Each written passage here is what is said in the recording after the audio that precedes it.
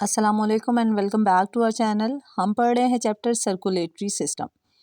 आज का हमारा टॉपिक है ब्लड सर्कुलेशन, कि ब्लड बॉडी के अंदर थ्रू हार्ट किस तरह से सर्कुलेट होता है। दिल में जो ब्लड सर्कुलेशन है दिल के अंदर वो इस तरह से होती है कि ब्लड एट्रिया से वेंट्रिकल्स में मूव करता है। जब दिल सिकुड़ता है या कॉन्ट्रैक्ट होता है, दिल की कॉन्ट्रैक्शन से ब्लड मूव करता है इनटू वेंट्रिकल्स। ब्लड सर्कुलेशन का सबसे पहला स्टेप है ब्लड फ्रॉम द बॉडी, यानी ब्लड का दिल तक पहुंचना तमाम बॉडी से जमा होकर, जो कि डीऑक्सीजनेटेड ब्लड होता है जिसमें ऑक्सीजन मौजूद नहीं होती और बॉडी के डिफरेंट पार्ट से कार्बन डाइऑक्साइड उसमें शामिल हो जाती है। हमारी बॉडी के जो अपर पार्ट्स हैं यानी हेड, नेक, शोल्डर, आर्म्स वगैरह, इनसे कलेक्ट होने वाला ब्लड सुपीरियर वेना केवा से राइट एट्रियम के अंदर आता है, जबकि बॉडी के लोअर पार्ट से कलेक्ट होने वाला ब्लड जो कि डीऑक्सीजनेटेड होता है वो इन्फीरियर वेना केवा के ज़रिए राइट एट्रियम में आता है। यानी तमाम डीऑक्सीजनेटेड ब्लड जो है वो राइट एट्रियम के अंदर आता है थ्रू सुपीरियर वेना केवा और इन्फीरियर वेना केवा। दूसरा, अब राइट एट्रियम के अंदर जब ब्लड आ चुका है डीऑक्सीजनेटेड, तो दूसरा स्टेप होगा सर्कुलेशन का, राइट साइड पे ब्लड हार्ट के किस तरह से फ्लो करता है।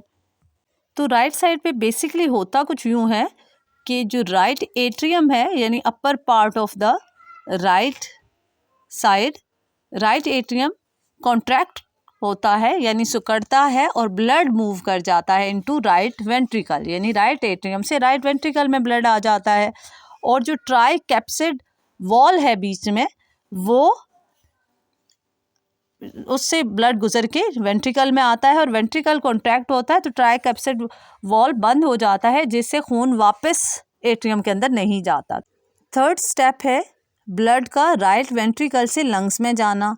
राइट वेंट्रिकल से पल्मोनरी ट्रंक के ज़रिए ब्लड लंग्स में जाता है और वहाँ दो पल्मोनरी आर्टरीज के ज़रिए ईच लंग को एक एक आर्टरी जाती है और ब्लड दोनों लंग्स के अंदर पहुँचता है।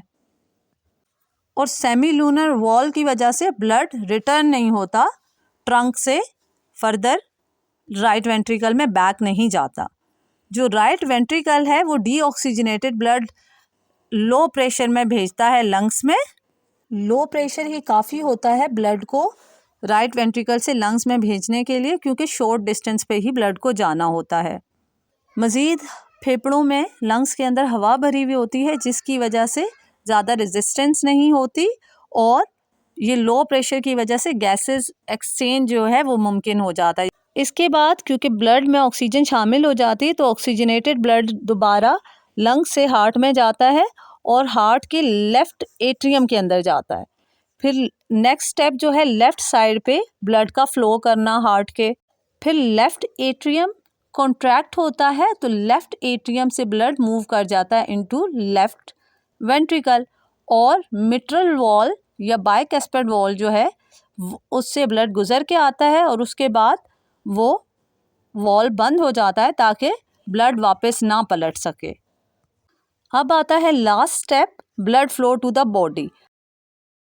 लेफ्ट वेंट्रिकल से ब्लड अरोटा के थ्रू तमाम बॉडी पार्ट्स को लंग्स के अलावा सप्लाई होता है।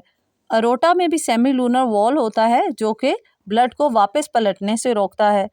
ये जो ब्लड सप्लाई होता है through aorta to different body parts except lungs, ये बहुत ज़्यादा प्रेशर से सप्लाई होता है ताकि तमाम बॉडी पार्ट्स को, क्योंकि वो ज़्यादा डिस्टेंस पे हैं, उन्हें ब्लड पहुंचाया जा सके।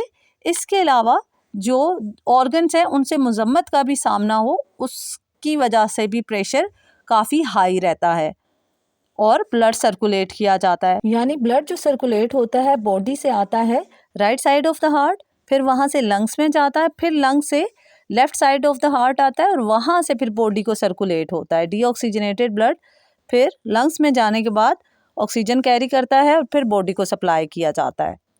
बहुत शुक्रिया वीडियो को एंड तक देखने के लिए। काइंडली चैनल को सब्सक्राइब कीजिए, वीडियोज़ को लाइक कीजिए। Thank you.